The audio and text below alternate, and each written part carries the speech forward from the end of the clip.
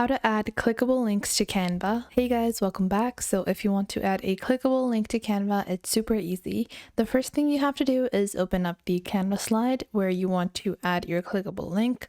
After that, do a double tap on the text. Once you do a double tap on your text where you want to link your item, you will see this icon pop up. This chain icon is what you want. So you're going to click on this icon, and from here you will see different options where you can actually link or search.